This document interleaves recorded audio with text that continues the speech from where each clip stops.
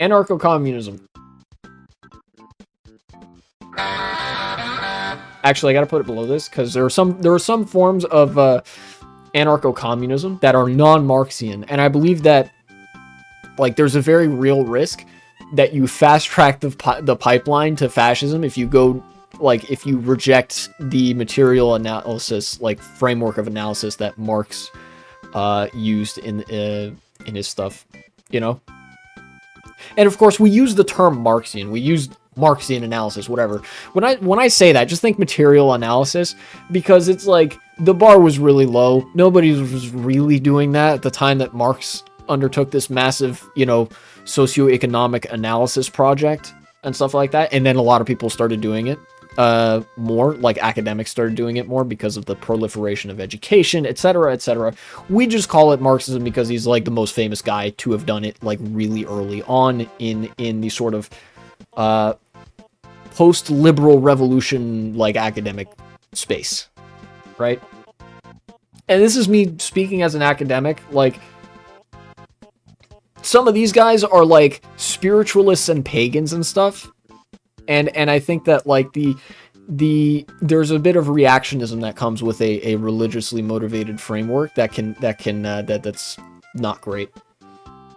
You know, it can lead to some problematic places, but otherwise, you know, being critical of the state and being critical of capital, which are two things that are inherent to the ideology of anarcho-communism, are some of the most important things in making society better, you know?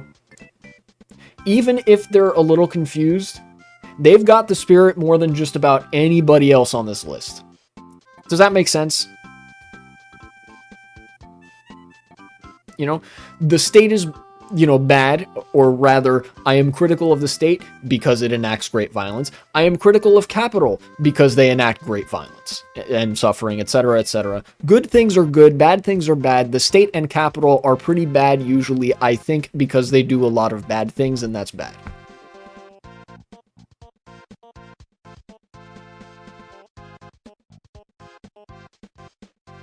Anarcho-syndicalist commune. We're an anarcho-syndicalist commune. Again, same thing as anarcho-communism. There are some forms of anarcho-syndicalism that are non-Marxian, that are not motivated necessarily by a sort of material analysis. But I do believe this is probably the most efficient way, most sustainable way to organize an economy. It is the most democratic way that you can do it, and probably the most stable as well. From what we've seen of market cooperatives, the literature that I've read, the studies, the articles support this model of society probably more than most, you know? Democracy tends to give better outcomes than authoritarian government, and, you know, this is borne out in anarcho-syndicalism. If you had exclusively democratic forms of government as opposed to authoritarian ones, you know, society would benefit, I think.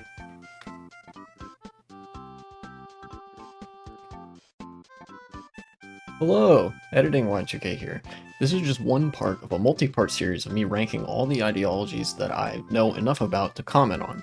It took place over the course of 2 live streams earlier in the year, and the other parts will be all available on a playlist if you're interested. Please check it out, and thank you for watching.